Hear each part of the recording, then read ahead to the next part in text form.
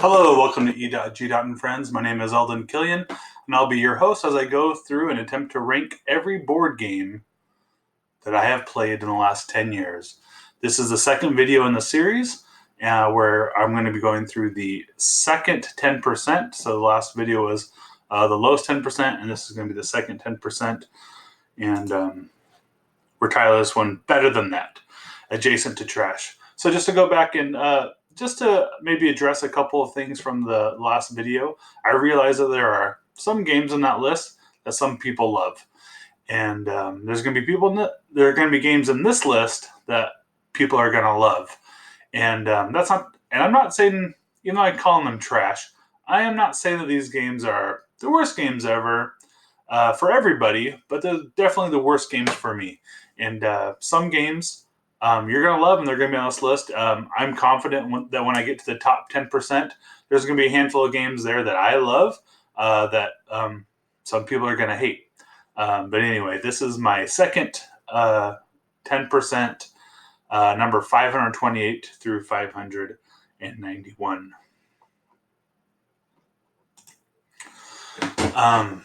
Guess Who. Number 591 is Guess Who. And I think this is actually transformative, this is a game that's important for kids to learn when they're kids. It gives them a chance to go through like deductive reasoning, gives them a good chance to flex their brains when they're little. However, it gets to a certain point that after you become, 10, 11 years old, the game is no longer... there is definitely an efficiency to the game that if you analyze it long enough. And I got to that point when I was pretty young. I'll play this game with kids, but it's not one that I enjoy personally. Kayanak. Kayanak is a hobby game, and this is actually pretty cool. I had like a magnet. You put a sheet of paper over it, and you're kind of fishing through the holes, and you're poking through the ice, and the magnets pull out. The magnet pulls out these little balls, and you're trying to get the most balls. Pretty lucky. Nifty little kids game, and kind of a cool concept, but not a game I'd want to play very often. Number 589, Police Alarm, another Haba kids game. I played this game about 10 years ago. I don't remember a whole lot about it, and I think that's why I rated this one or ranked it so low. I just don't remember much about it, and so it must not have left much of an impression on me. Wacky 6. It's like one of those speed games. Just shuffling cards around, sort of like Skip-Bo. I'd say it's slightly better than Skip-Bo, but again, not a great game overall. Some people really love this game. In fact, I played it with somebody who really loved it. Who loved to play it with their friends, and it was a good time while we played. But as a game, not my favorite. Infighting, Dungeons and Dragons card game with dice, and I just remember this being so random, and I don't think I even made one like meaningful decision throughout the whole game.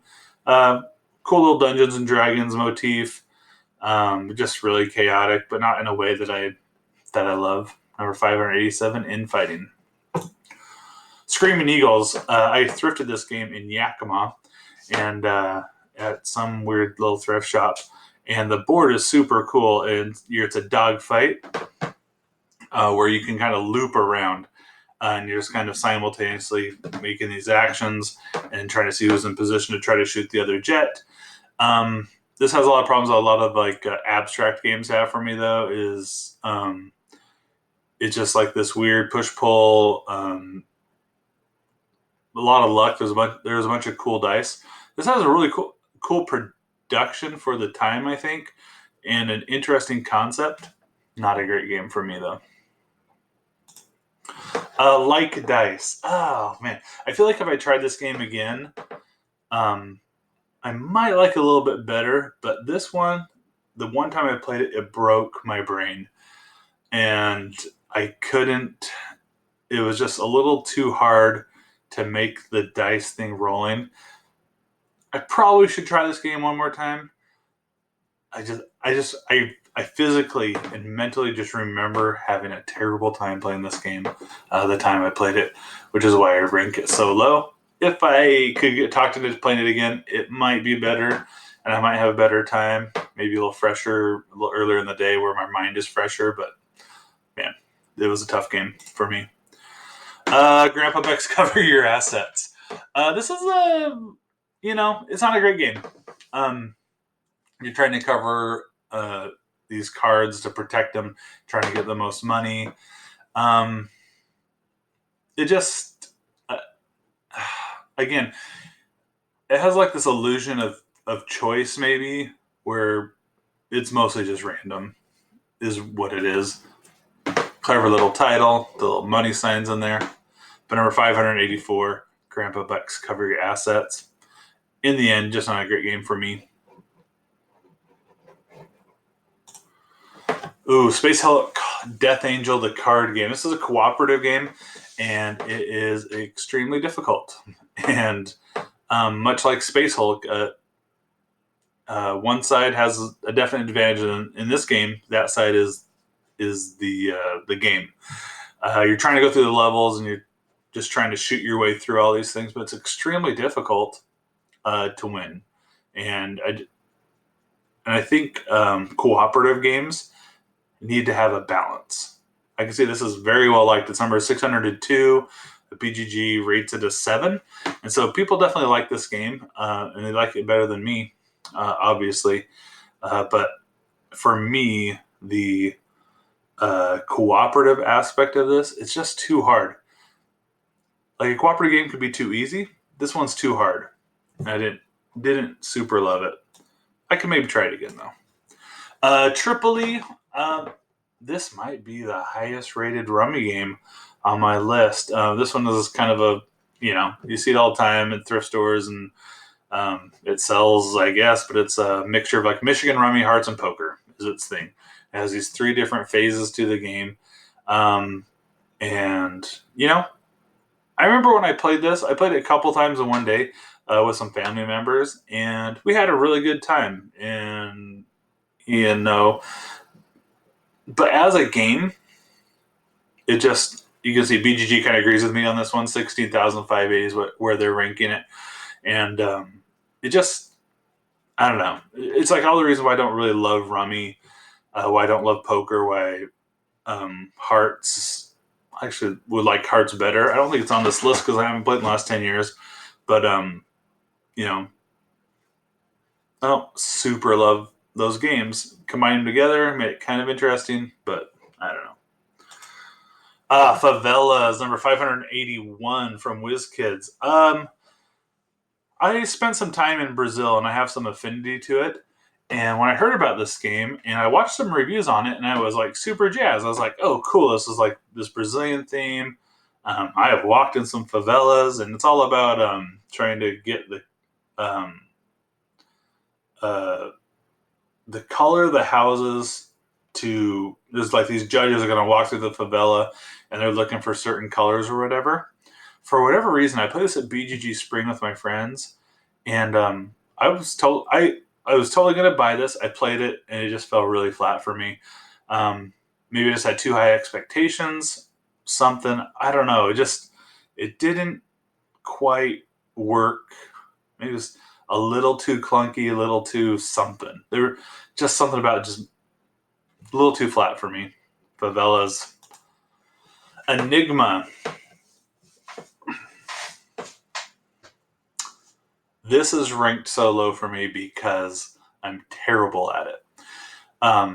So it's a game where there's a bunch of these little puzzles, and you're trying to do these puzzles, and everybody has a different puzzle that they're trying to do, and you're trying to connect cards by finishing the puzzles.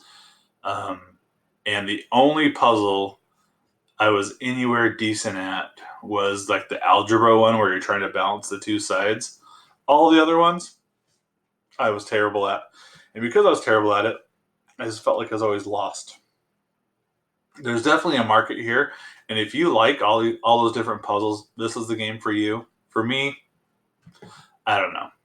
I actually think 33.56 on BGG. I don't know. Not the best game for me. The Great Dalmoody. This is a commercial version of a game that goes by lots of different names, where one person is the Great Dalmoody, and they kind of have, as long as you're there, you are the Great Dalmoody, you have sort of an advantage. And then there's these different ranks throughout the table. And after each hand, you kind of reevaluate what rank you are, and you might move up or down, and you physically get up and move your seat. And you're just trying to stay the president for as long as possible. You can play this game forever. I think in the Great Dalmoody, actually, I think it has rounds, if I'm remembering right, like a certain number of hands that you play. Yeah, I know. It's fine. It's okay. It's not my favorite style of game. But, I sat and I played this Great Dalmoody game with a family, and we had a good time. We lots of jokes. Just the game itself, not the game for me. I think it was a little overrated on BGG. 1354, a little high for me. 579 on my list. Betrayal House of the Hill. I played this game really early when I first started getting into games a lot. This might have been one of the first games I recorded a play of. And it was okay. I think it has some problems, though. And I know people love this game. But like the part where you split up, unless you're with a group that's super into the style of game, when you have when somebody breaks off and they're against the rest of the players, if you don't have a great group that's into learning that new rule, to being open to these random things that can happen in that mystery, it doesn't work as well. And unfortunately, the times I've played this game, and I've played it a couple more times since then. One of my nephews really loves this game, and I played it with him. Unfortunately, I'm the person in that group who's not super into the style of game, and so it falls a little flat for me. And I worry that I'm afraid to play it some more because I worry I'm going to ruin the game for other people's because I don't buy into it as well as I think you need to. Pyramid Arcade number 577. This doesn't have a BGG rank for some reason. I played this at GameStorm in Portland with the Looney Labs, with his wife, and I'm forgetting her name right now. And this is like it has a whole bunch of games in there, and we played one game in there. The game we played, it was sort of like taking over the world, the Risk type game.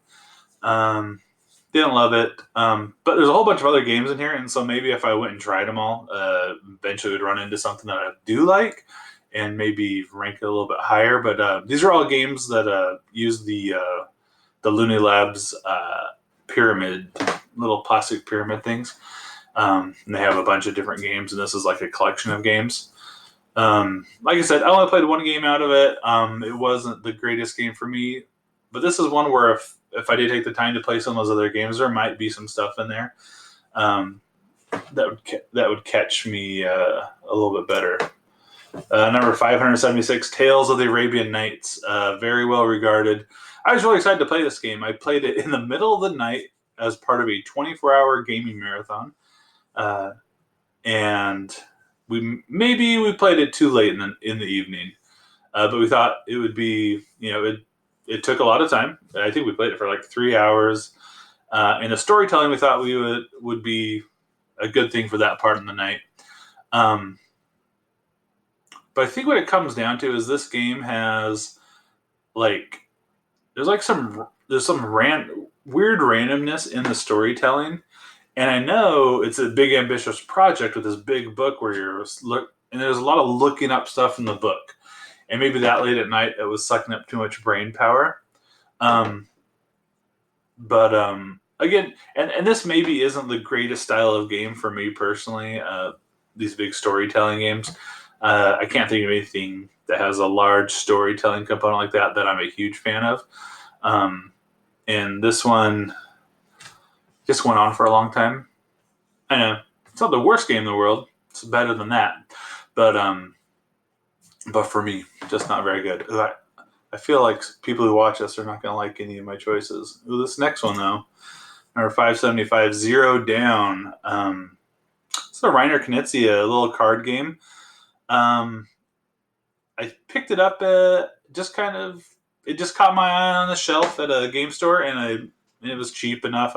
I felt like buying a game, and I bought it. I've tried it a couple times in one sitting, and it just didn't quite work. It just wasn't that fun, really, when it came down to it. There's other games that do similar things that I like better, but Zero Down, not the greatest game for me, anyway. Risk Express. Roll the dice, get lucky, you win the card. This is re-implemented as Age of War, which is also on my list and higher. And I'm not sure why. I played the two probably 5 years apart, or maybe even more than that. And after I played Risk Express, I just remember not enjoying it. But after playing Age of War, I remember enjoying that game a little bit more. And off the top of my head, I can't tell you what the differences are. And so the difference in ranks here are just how I remember after I finished Risk Express. I didn't love it. After I played Age of War, I liked it a little bit better. But we'll see that on a different video. I think it's not in this section. Blocus or Blockus or Bloku are the different ways I hear this one said. The 4-player version specifically, again, this is an abstract strategy, placing the things. It is clever, and I remember when I played it the first time, for an abstract strategy game, I liked it more than probably other games. I've played it a few times since, and I just think as I get older, I dislike these abstract strategy games even more and more, and this fell further down the list. But anyway, 573, Blocus. Trumpet. I played this game a super long time ago, probably when it first came out. It was the Game of the Year or whatever organization gave that award out to. But I remember, and this is at my mom's house, this game has been there, and trick-taking game where what is Trump? There's like this cascading thing, like ranking of Trump. So there's a bunch of different suits, and one suit's always better than another one, and they flip around during the game. And as far as trick, I do like some trick-taking games. Maybe not a lot of them, but I do like some. Trumpet is not as high on my list as others. Maybe I'd be a little harsh on this one. I probably like it a little more than this. I don't know. We'll see. Let's see what the next game is. I like this game better than Trumpet, so maybe it's in the right spot. Wyatt Earp. This is a mystery rummy game with a Wyatt Earp theme by Mike Fitzgerald, Richard Borg. And I guess this is a higher rummy game. But I don't love, like I said, I don't love rummy. And the mystery rummy aspect of it is not good enough to overcome the rumminess of the game. But this one was particularly frustrating. I played this one not very long ago, this year actually, and it just felt like these cards would come out. It was like, I know there's luck in these games, but I felt like I was not able to be competitive, not from any choice that I made, just because of the way some cards came out at some crucial points in the game. And that didn't sit well with me. Anyway, number 571, Wyatt Earp. Samara. When I first heard about this game, I was so excited.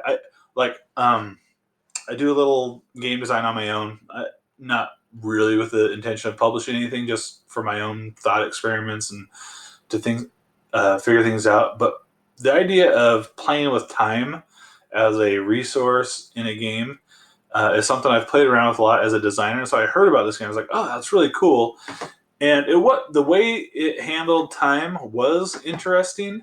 However, all of the resource aspect of it and finishing these projects or buildings or whatever they were, I felt it wasn't interesting. It wasn't particularly fun. I felt like some resources, like you only had to get them once, and you always had them, and if somebody got it earlier than the other person, then they could do some pretty cool stuff, and they were just one step ahead of them the entire time. So I didn't love it. Really disappointed in this game because because I was so excited about the idea of it as I read into it, and then when I actually played it, just fell super flat. Anyway, number 570, Samara.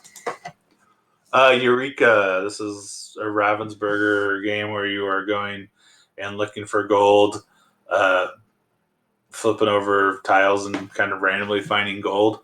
I thought it was okay-ish, but too random, too lucky, cool little old box. Probably keep it for a long time on my shelf because I think the box looks cool, but I don't know. Living Labyrinth. Bucephalus games are interesting. I think they're out of business now, maybe. All of their games on the surface seem interesting to me. Living Labyrinth, found at a thrift store, and you're moving sort of like the other game, Labyrinth. Have you ever played that? You're like moving the tiles, but you're moving the tiles so you can get through this maze type thing. And the thought and the thinking power that went into the game was more than I felt was warranted to make it fun. It kind of has this cute kid type vibe, but I don't know if I'd play this with very many kids. I think it hurts brain too much. This next game, 567. You might think this is really high for a game so dumb, and BGG thinks this game is terrible. 19,074. It is not a great game, but it's really simple, and I do have a little bit of fun with it, which is why it's not in the lowest 10%. It made it to the second level. Is Win, Lose, Banana. I have a version of it where you can play with more than 3 people, but 3 cards. One person's the banana, one is the winner, one is the loser. The winner flips over their card, and then you're trying to find the banana. And if they find the banana, the winner and the banana win together. If not, if the winner picks the loser, then the loser wins, and the banana and the winner lose. There's no real information. It's all just about sussing out the liar. But you have these great moments where you're just screaming at people, I'm the banana! Ah! And then, I don't know. The first time I played this was at the very end of a 24-hour gaming marathon. We played for about a half an hour to finish out the marathon, and there were some laughs, definitely some laughs, in Win, Loser, Banana. And you could play this with any 3 cards, make one of them the winner, one of the loser, one of the banana, and you can play this game, and I don't know. Everybody should play it once. It's not a great game, but it's a thing. Looting London. Another game, Reiner Knizia, who I really like a lot of his games. And this one is in the Eagle Griffin little bookshelf line that has like For Sale and Ink and Gold and some other games. I remember I couldn't find this game for a long time, but I always wanted it, and I finally found it, and I was excited. But BGG, I don't know, rates it a 5.9, and that's probably about right. And I rank it a little bit lower probably because I was so excited to try it. I read a review on it, and it sounded interesting, but it just doesn't quite work as well as I wanted it to. It's sort of a deduction game, but the way the deduction works is it was like too much effort for what it was, I felt like. And then, I don't know. Number 566 is where it ends up. Ninjago Lego board game.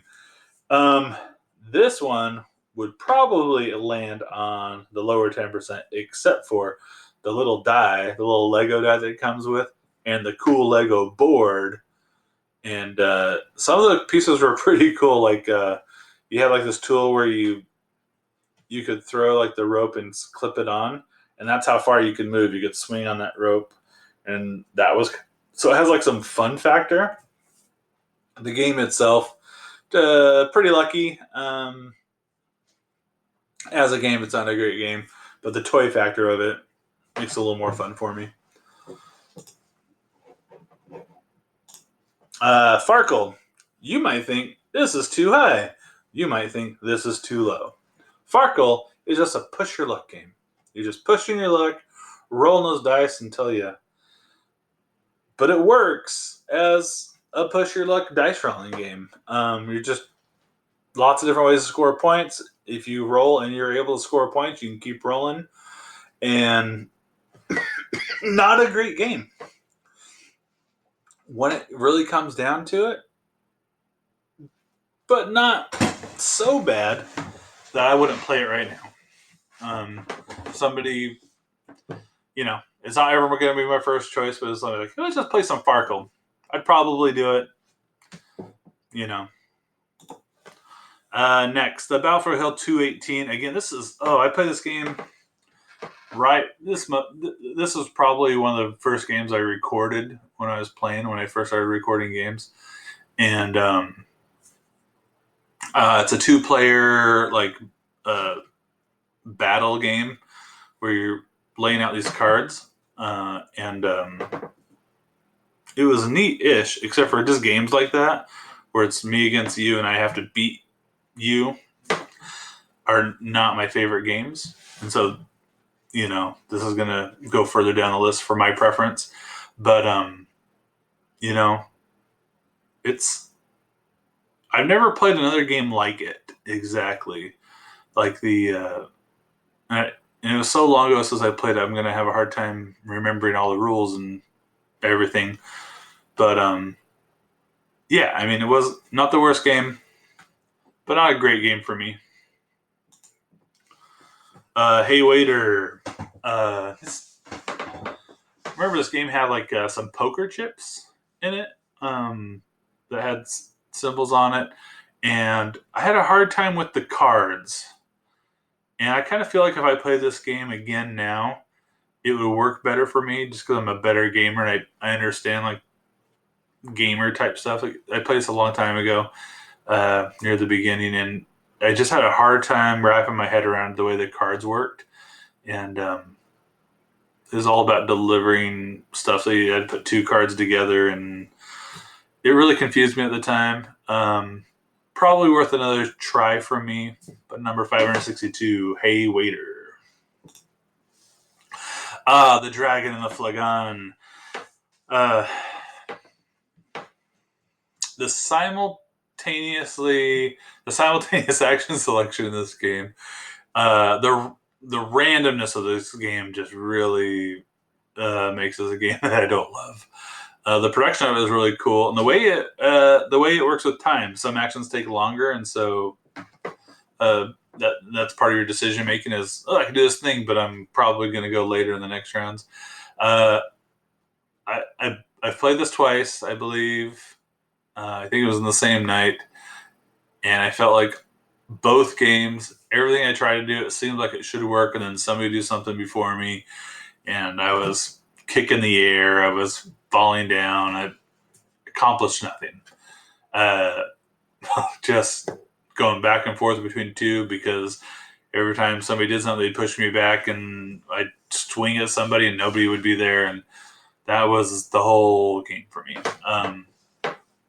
And it's just too random for me. Just too random. Battleship. Again, this is another game This is ranked super low on BGG.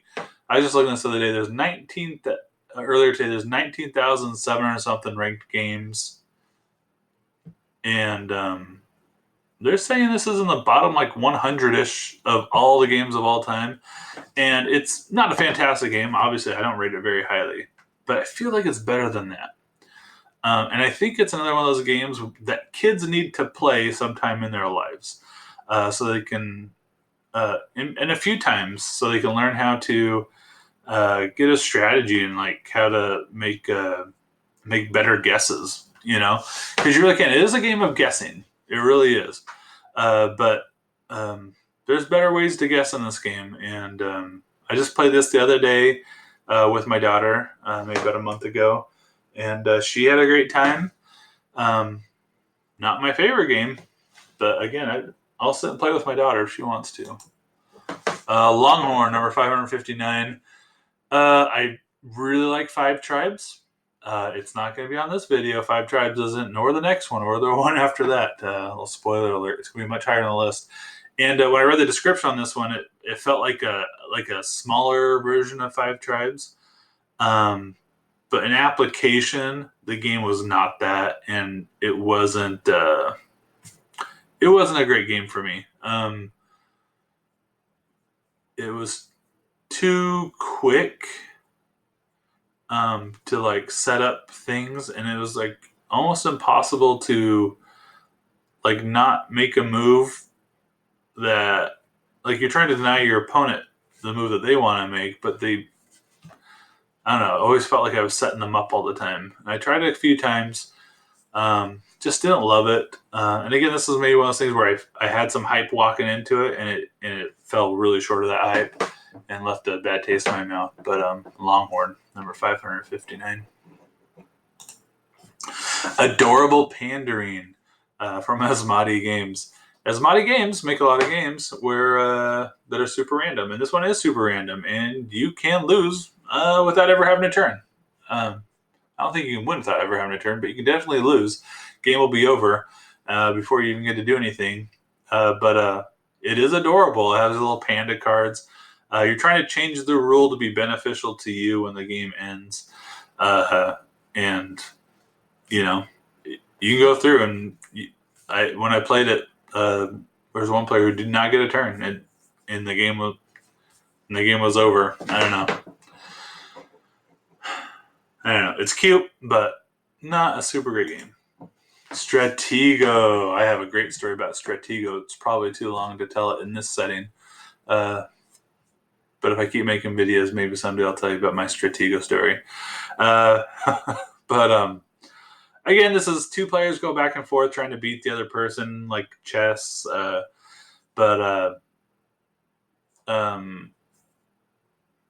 And if you would have asked me 10 years ago, my favorite games of all time, this probably, it wouldn't have been this low. It wouldn't be in the top 20% or the bottom 20%. Probably would have been higher, but as time goes by, I play more games. And games like this have fallen way out of favor for me. Anyway, Stratego. This is actually pretty highly rated on BGG, considering some people must really like it. Disney Pixar Cars 2, Sliders World Grand Prix Race Edition. Longest name. I really like Sliders, at least better than this. And this is like a racing version, almost like Pitch Car, except for the quality of the track is terrible, and it influences the game. It's kind of fun, though. You flick things around the track, and you have a race. You have some obstacles. Try not to fall down. If you can find a thrift store and you want and you can't find a Pitch Car, you can't afford it, this might give you the feel of that. But I was really disappointed in the track. After a few plays, the track just had some deficiencies to it. But it was fine. Zombie Dice, number 555. Push your luck dice rolling game. Not one of my most favorite things. It's fine. Ish. You know what? If you ask me tomorrow and Actually, as right now in this moment, is a couple weeks ago I made this list. I'd probably rank this maybe slightly higher. Not a lot higher though. But if you like push your luck games, this is not a bad one. When it comes down to it, if you really like those push your luck dice rolling games, which is you keep rolling the dice and you're trying to get brains before you get shot, and you can stop rolling at any time and bank your brains. But if you get shot 3 times, then you lose that rounds. And the problem with games like this is I push my luck way too hard, and I lose. Joomba. This is a really silly game where you're flipping over a card, and there will be another card that says whatever animal's on there that many times, you have to make the sound of that animal. And so you're flipping these, you're like, hee-haw, and you honk, oink, oink, oink, ribbit, ribbit. And just the first person says it gets that card. It's sort of like Set. Something about the animal voices, or not Set, like Spot It. But with the animal voices, for some reason, I like it better than Spot It. I think make the animal noises a little more fun. But not a great game, but good time with little kids. You gotta make the animal noises, and definitely works well with those little kids. Super Showdown. The art on this game is really, it's unique, and it is pretty cool. Has like this old comic book vibe to it. But it's a 2-player. One's a superhero, one's a villain, and you're trying to beat each other, and you're doing moves to get around the little board and set yourself up so you can find the other person and beat them. I don't know. Not my style of game. BGG doesn't love it either. But anyway, Super Showdown. Number 552, Clue, Secret and Spies. One thing this does is from Clue, it makes it better. It removes the having to roll to get to a place. You just always go to the location you want to go to. It has this cool little app thing that goes with it. You can text things in. You can play without it though, and I am not. And there's probably a good chance it is not being supported anymore. This game is fairly old, but you can get like kind of clues, and it has. And I'd probably rank this higher, except for it has like this scoring mechanism that's supposed to be unique, where you're skipping around and you're trying to position yourself so you can skip over multiple people. It's not as fun as it sounds. I don't know, but better than regular Clue. Monopoly. Oh man.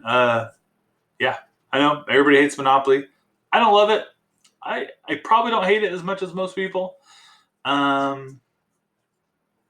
But yeah, it's not. It has all the problems that people complain about, and I can't deny those problems. They exist for me also. It is a better game if you. I do insist on playing it by the written rules, and it is a slightly better game than any of the house rule type stuff that you might have grown up with. I highly recommend, if you have not played it with the actual written rules of the game, to do so, and you'll like it a little bit better. But it's still adjacent to trash. Dog Royal. If you watched my last video, Dog was on there, and Dog Royal is basically the same game, except for the little pieces have ranks. There's a knight, and there's a king, and there's a peasant, and there's something else. I can't remember what it is. And there are some rules about how you can pass them. And that little change, and the cards, and like some of the powers that go along with that makes the game better. Still adjacent to trash, though.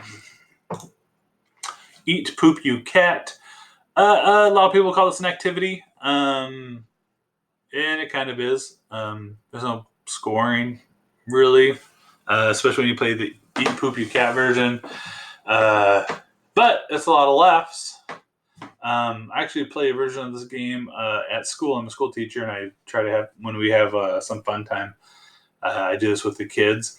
And I get mixed results, and I do not call it Eat, Poop, You Cat. I learned that lesson with the kids very early on.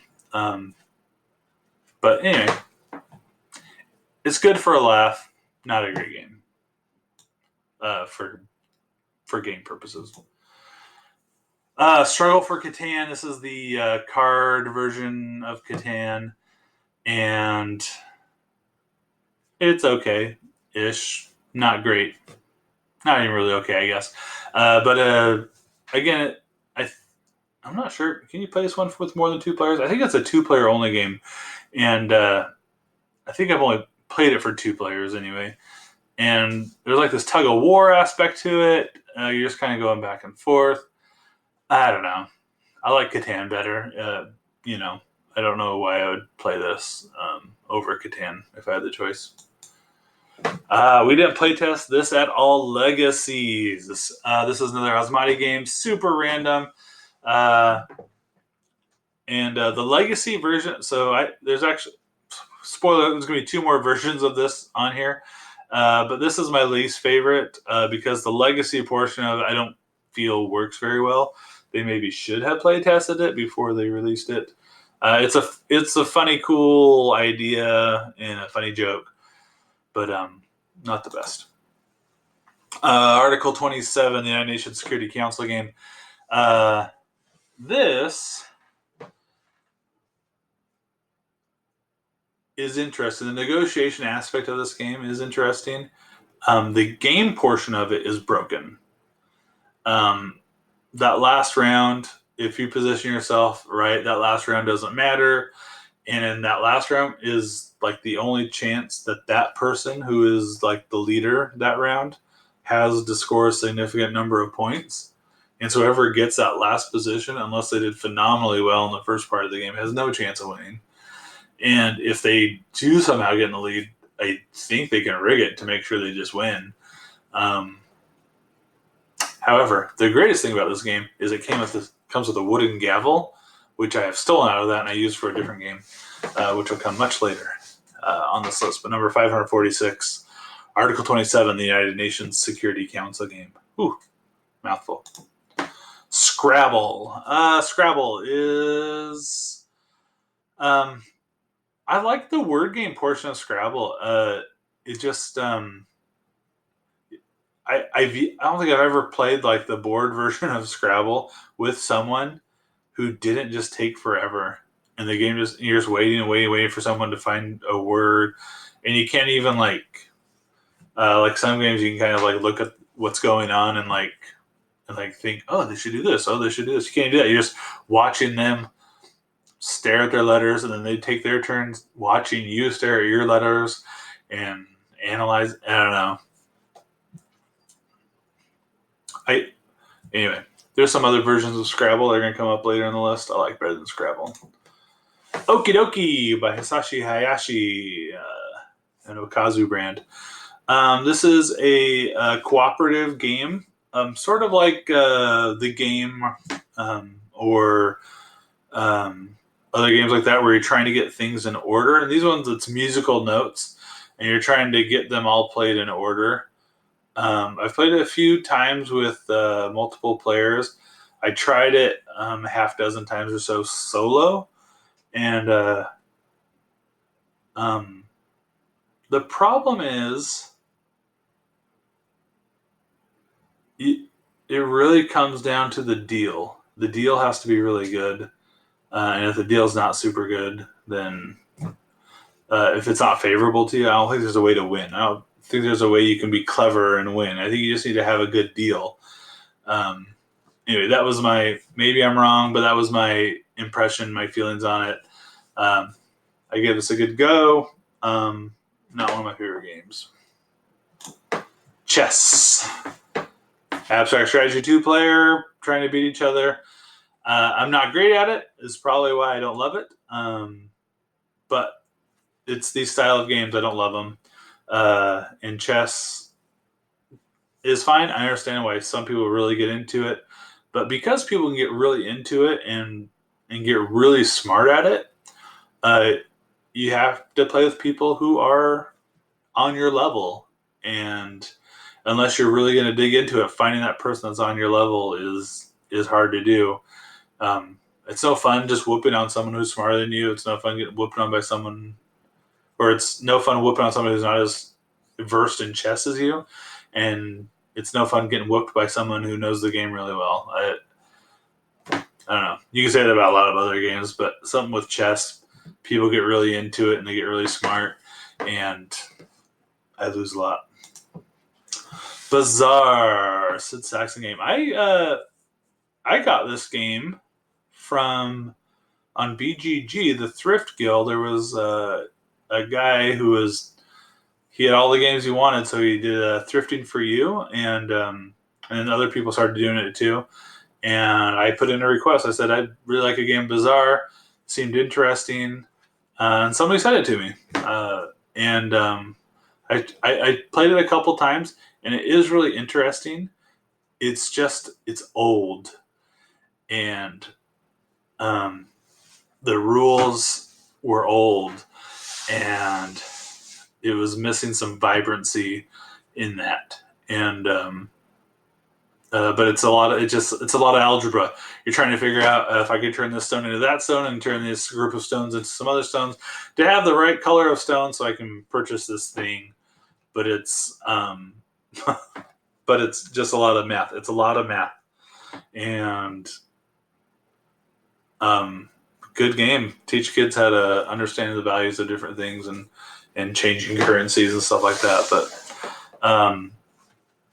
it's just really old. I really wish someone would take this concept and make a better version. And maybe it's out there and I don't know it, or I can't think of it.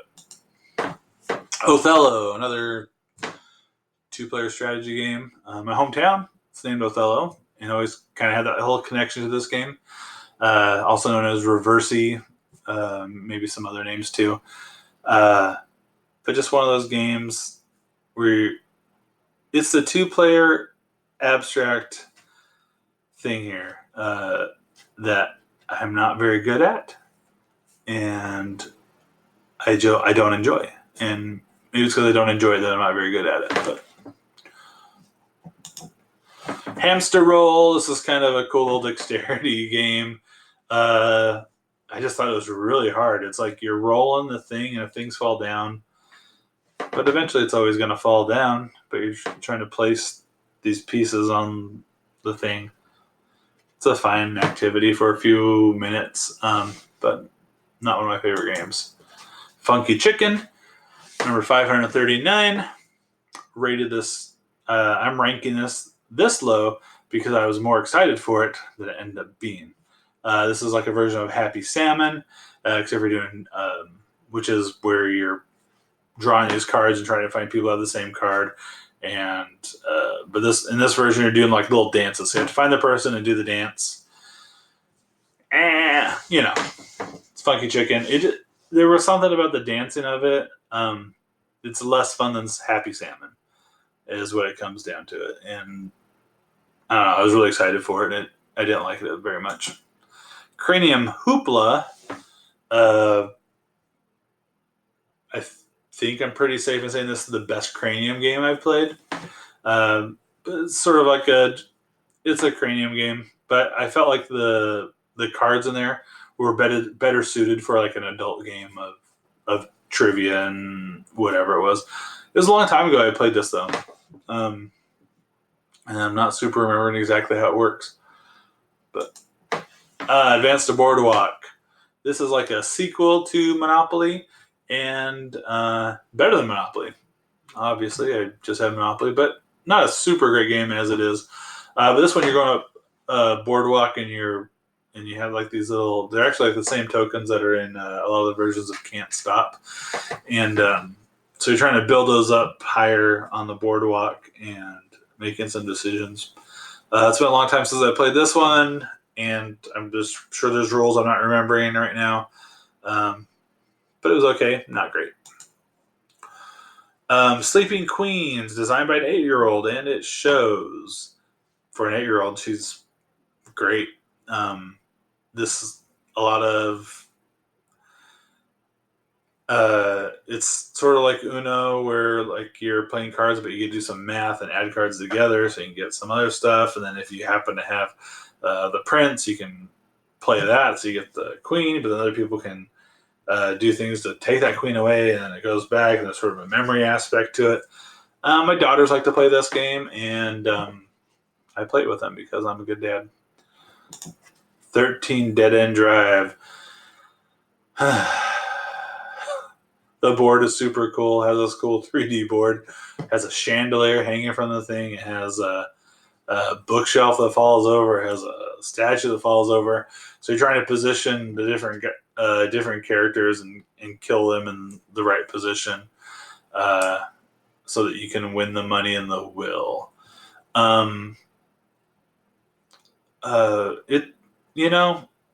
It's just a little too lucky. You're rolling dice to see how far you can move and things like that, and a little too lucky to be a great game. The table presence on this is really cool. I'm really upset. I thrifted my version of it, and the chandelier was broken, and some kind person, who I should have looked up before I started this video, volunteered to send me a replacement. And he sent that replacement to me. We played with it a couple times. And then my kids were playing with it, and somebody was a little too rough with it and broke the chandelier again. So I have another broken chandelier. I do see this event occasionally. If you haven't figured this out, I like to thrift games. I always see one. I always check to see if the chandeliers in there intact, so I can get a new one, but I haven't found a new one yet. Pit. Really old game. It's fun, but I almost think of it more of an activity than a game because the scoring is a little unfair. I don't know, everyone has the same thing, and it's not easier to do one over the other, but some are just worth less if that's what you collected. And so if you were unlucky and got a big hand of the lowest scoring one and you win with that one, you get less points, and then you have to play lots and lots and lots of hands to get to 500 or whatever the winning score. I think it's 500 is the winning score. But the activity of it is fun. You're shouting at each other and trying to make trades so you can fulfill your set. And, it's fine. Not great. I think the scoring's too wonky, and so the game's a little broken. And so it falls here. Monopoly Deal number 533. I played this a ton 1 month. I think I got it in like a Christmas gift exchange or something. I've thrifted multiple copies of this because I wore one set out, and at the time it was a lot of fun. I had some people who were really into it, some family members and some other people. And but then I didn't play it for a while, and then a couple years later I played it again, and it wasn't nearly as fun. Then I think it was just in the moment it was the right game for me, and now it's not. It's you're trying to get sets of properties in their color, and there's these there are like action cards to do different things, and that's a lot of luck. If you get drawn great cards, and you have a better chance of winning. Prism. I feel a little bad ranking this one so low. This is designed by a friend of mine, Andy Corson, and it's a lot like Monopoly Deal. It's a lot like Uno, where you are trying to get the full set of the prism, the rainbow. So you get one of each card. I played this a lot with... I used to teach fourth grade, and I used to have a lunchtime gaming thing, and I played this game a lot. And those fourth graders loved this game. If you have a kid who's about fourth grade who likes Uno type games, this might be the game for you and your family. If you want a copy, get a hold of me. I can get you one, or I know somebody who can get you one. Anyway, Prism number 532. Blockus Duo. The two-player version of Blockus is better than the one-player version of Blockus, but still adjacent to trash. For some reason, this is one of the games where having 2 players is better than having more players, for whatever reason. I think with the 4 players, if it's like other people are making decisions that are making the game easier for other people, and that's frustrating. And this one, it's you that's making the decision that's helping the other person. The tightness of the board, like you can play block as 2-player on the big board, but the tightness of this board, I think, works well. Better anyway. Again, not one of my most favorite games, but Blockus Duo. Bears. This is like a speed rolling thing where there's a set of dice that get rolled, and then you have your set of dice, and you're rolling as fast as you can, and you're trying to match up the right die with the dice in the middle. And when somebody's matched up all their dice, the round's over.